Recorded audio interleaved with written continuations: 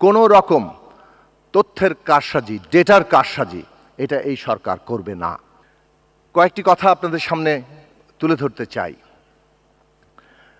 প্রথমত আমাদের সত্য স্বীকার করা দরকার এবং সেটা সাহস থাকা দরকার, এবং সেইটা মাননীয় প্রধানমন্ত্রী ইতিমধ্যে স্পষ্টভাবে নির্দেশনা দিয়েছেন। কোনো রকম তথ্যের কারসাজি, ডেটার কারসাজি এটা এই সরকার করবে না।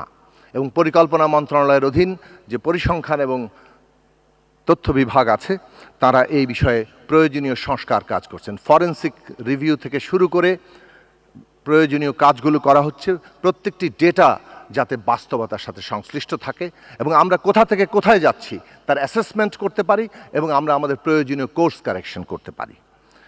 এবং এই যে বাস্তবতা, সেই জায়গায় আমরা বিভিন্ন মন্ত্রণালয়ের প্রতিনিধিরা, মন্ত্রীবর্গরও সহ এখানে অন্যান্য কর্মকর্তারা আছেন, এটা খেয়াল রাখা দরকার।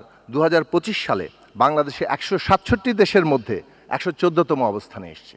এটা ঠিক শহীদ রাষ্ট্রপতি জিয়াউর রহমান এবং সাবেক প্রধানমন্ত্রী বেগম খালেদা জিয়ার যে কর্মসূচি এসডিজির সাথে অত্যন্ত ঘনিষ্ঠভাবে ছিল, সেগুলো অর্জন সত্ত্বেও এই গত অনেক ফুলঝুরি আমরা শুনেছি, কিন্তু বাস্তবত বাংলাদেশে এসডিজি অর্জনের অবস্থান কিন্তু এই জায়গায়, এবং এটা এখন 110তম জায়গা আছে, যা মোটেই আমাদের কাঙ্ক্ষিত জায়গার সাথে সামঞ্জস্যপূর্ণ নয়। $421 বিলিয়ন আমাদের এসডিজি ফাইন্যান্স গ্যাপ আছে। এই গ্যাপ, এই দীর্ঘ অর্থায়ন গ্যাপ আমাদের জন্য একটা বড় চ্যালেঞ্জ, এবং এই সব চ্যালেঞ্জ সামনে রেখেই আমাদেরকে এসডিজি অর্জনের লক্ষ্য পূরণ করতে হবে। এবং এটা অত্যন্ত গুরুত্বপূর্ণ বিষয় যে এই সরকার যে সমস্ত কর্মসূচি গ্রহণ করেছে এবং তার যে অর্থনৈতিক পরিকল্পনা, সেটা এই এসডিজি অর্জনের সাথে একেবারে অঙ্গাঙ্গিভাবে যুক্ত প্রত্যেকটি বিষয়।